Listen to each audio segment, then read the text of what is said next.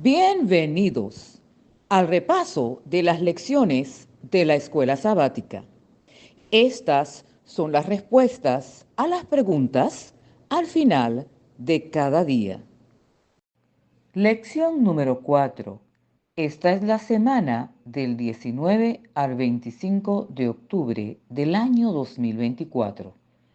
El libro de Juan es el tema de estudio para este trimestre. Sábado de tarde. Testigos de Cristo como Mesías. El versículo bíblico se encuentra en el libro de Juan, capítulo 3, versículo 3. Jesús respondió: Te aseguro, el que no nace de nuevo no puede ver el reino de Dios. Para el día domingo, el testimonio de Juan el Bautista. ¿Cómo deberíamos los adventistas del séptimo día cumplir el mismo tipo de ministerio que Juan el Bautista? ¿Cuáles son los paralelismos?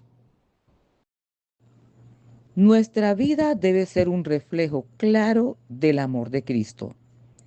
Debemos vivir de manera que atraigamos a otros a buscar a Dios. Al igual que Juan, debemos ser proactivos en compartir las buenas nuevas de salvación con nuestros amigos, nuestros familiares y nuestra comunidad entera. Es fundamental que estudiemos y enseñemos las verdades bíblicas de manera clara, precisa y concisa, enfatizando la segunda venida de Cristo.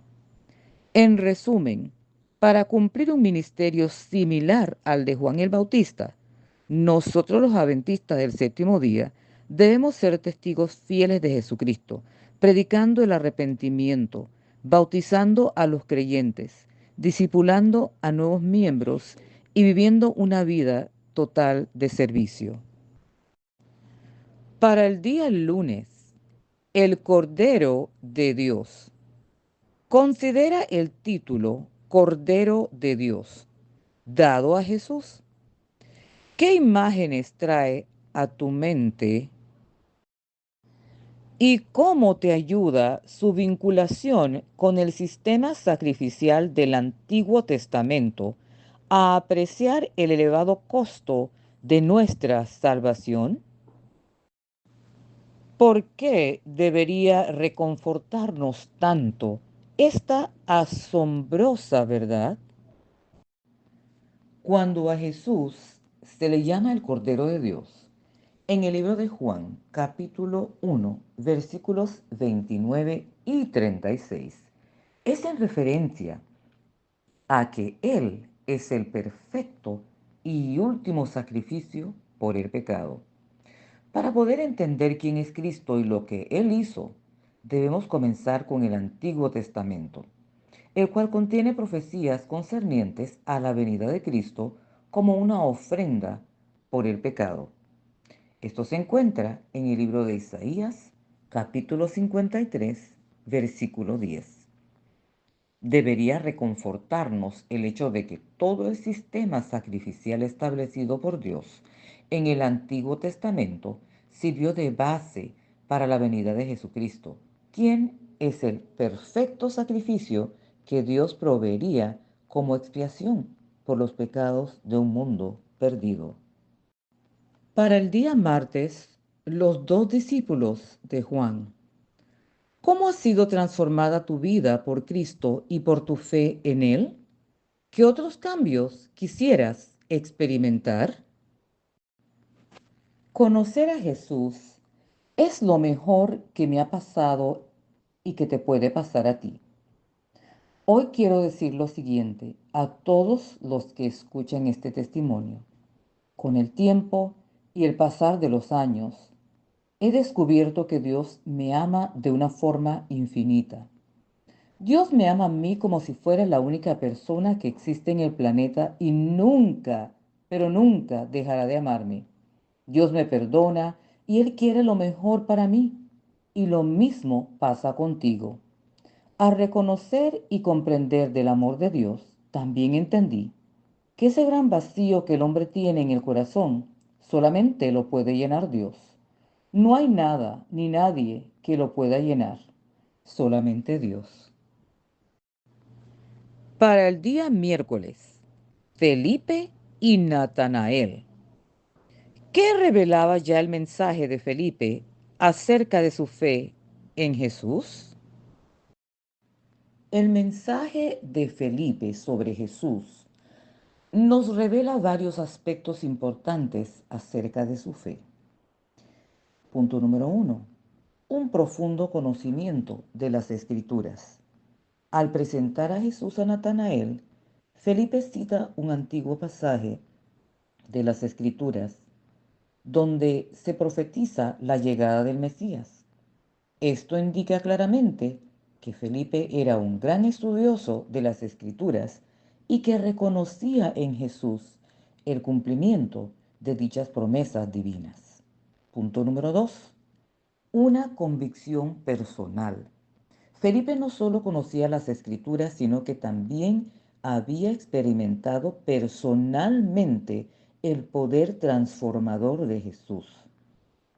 Su entusiasmo al presentar a Jesús a Natanael refleja una profunda convicción de que había encontrado al Mesías prometido. Y punto número 3. Un deseo de compartir. Felipe no guardó para sí mismo la buena noticia de Jesús. Su deseo era compartirla con los demás, invitándolos a conocer a aquel que había hecho un cambio radical en su vida. Y el punto número 4, el último, una fe basada en evidencia. Felipe no solo hablaba de Jesús, sino que también invitaba a Natanael a comprobar por sí mismo quién era Jesús. Esto sugiere que Felipe tenía evidencias de la divinidad de Jesús, como al ver sus milagros y al estar a sus pies en sus enseñanzas. ¿Cómo convenció Jesús a Natanael de quién era? ¿Y cuál fue la respuesta de Natanael? Natanael era un hombre escéptico, pero cuando Jesús lo vio venir, hizo una sorprendente afirmación sobre él, revelando un conocimiento íntimo de su vida.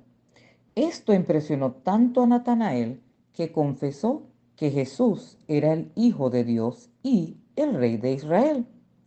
¿Qué aprendemos de esta historia? Punto número 1. Jesús conoce nuestro corazón. Sabe lo que pensamos y sentimos antes de que se lo digamos. Vamos con el punto número 2. La Biblia nos revela a Jesús. Punto número 3.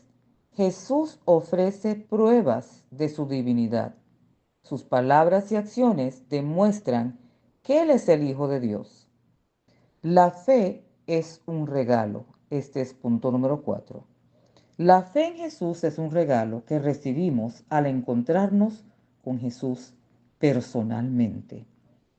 Podemos resumir que la interacción entre Felipe, Natanael y Jesús nos muestra cómo Jesús puede transformar la vida de las personas a través de su conocimiento, su poder y su gran amor. El día jueves nos dice el testimonio de Nicodemo. ¿Qué significa nacer de nuevo y por qué Jesús hace tanto hincapié en ello? Nacer de nuevo es una expresión que Jesús usó para describir un cambio espiritual profundo y radical en la vida de una persona. No se refiere a un nacimiento físico, sino a un nuevo comienzo espiritual. ¿Por qué es tan importante? Jesús enfatiza tanto en el nacer de nuevo porque es esencial para entrar al reino de Dios. Jesús dijo claramente que quien no nace de nuevo no puede ver el reino de Dios. Esto lo encontramos en el libro de Juan, capítulo 3, versículo 3. Es decir, es un requisito indispensable para tener una relación personal con Dios y experimentar la vida eterna. Es un regalo de Dios. Este nuevo nacimiento no es algo que podamos comprar o lograr por nuestros propios esfuerzos, sino que es un regalo que Dios nos ofrece por medio de Jesucristo y es obra del Espíritu Santo. Para el viernes, para estudiar y meditar. Juan el Bautista vino a preparar el camino para Jesús. Cuán exitoso fue su ministerio, al menos desde una perspectiva humana.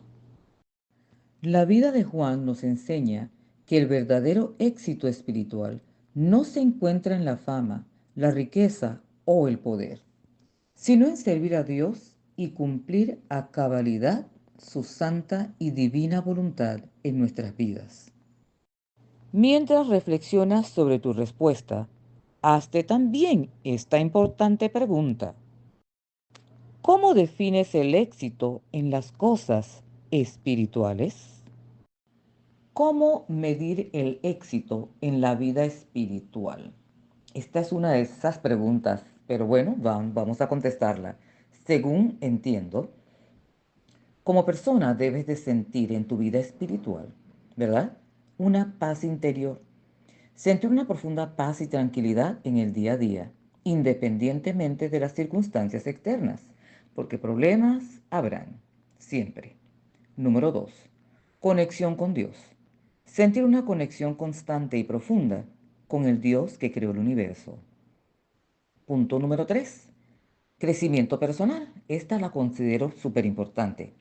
Experimentar un desarrollo continuo en aspectos como la compasión, la empatía, la sabiduría y crecer en la gracia de Dios. Punto número 4. Propósito y significado. Vivir una vida que se siente significativa y que se alinee con los valores espirituales que tengas y el propósito que Dios tiene para tu vida. Vamos con el punto número 5. El servicio a los demás. El más importante es este. Encontrar satisfacción y realización en ayudar y servir a otros, viendo esto como una expresión de tu espiritualidad. Recordar que Jesús vino a este mundo perdido a servirnos a nosotros. Entonces, si somos seguidores de Cristo, ¿verdad? Nuestra vida espiritual debe reflejar eso y deberíamos estar aquí y sentir que estamos aquí para servir a los demás. Juan el Bautista expresó luego algunas dudas sinceras.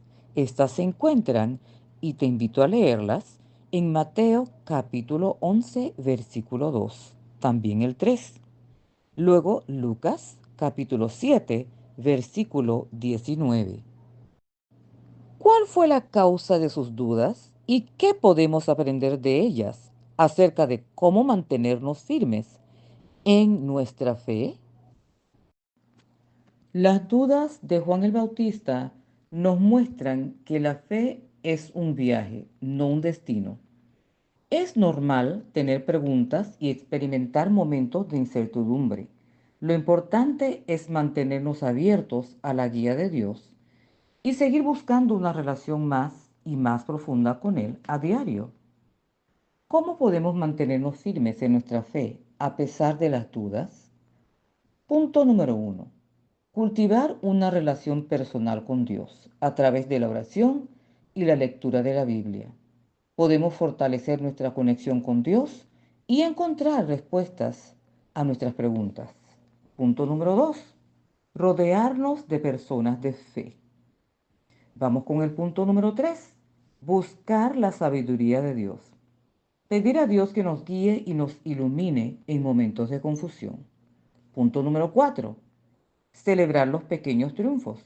Reconocer los avances en nuestra fe, aunque sean pequeños. Esto puede ayudarnos a mantenernos motivados. Recuerda, somos humanos, ¿cierto? Luego, punto número 5. Recordar las promesas de Dios. Cuando las dudas nos asalten, podemos recordar las promesas de Dios y encontrar en ellas esperanza y consuelo. ¿De qué manera alguien como Nicodemo, un líder de la verdadera iglesia y poseedor de mucho conocimiento, podía ser tan ignorante acerca de lo realmente importante en materia espiritual? ¿Qué lecciones podemos aprender de su situación?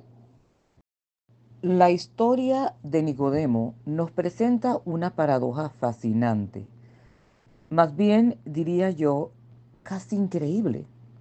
Porque un hombre tan sabio, un líder religioso, que se encuentra completamente desorientado frente a la verdad más profunda? Esta situación nos invita a reflexionar sobre varios aspectos de la espiritualidad y la fe. Conocimiento versus experiencia. Nicodemo poseía un gran conocimiento de las Escrituras, pero le faltaba la experiencia personal de un encuentro transformador con Dios. El conocimiento intelectual no es suficiente para comprender los misterios del reino de Dios. ¿Qué podemos hacer para evitar caer en la misma situación que Nicodemo? En primer lugar, cultivar una vida de oración. La oración nos permite comunicarnos directamente con Dios y recibir su guía. Punto número 2. Estudiar la Biblia con un corazón abierto. La Biblia no es solo un libro, sino es la palabra de Dios, la palabra viva de Dios. Punto número 3. Buscar la comunidad.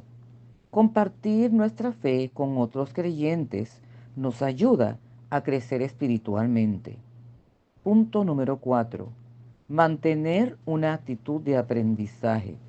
Siempre debemos estar dispuestos a aprender y a cambiar nuestras perspectivas. Recordar que no lo sabemos todo. Solamente la sabiduría que viene de Dios es la que cuenta realmente. Nos vemos la próxima semana. Que Dios te bendiga.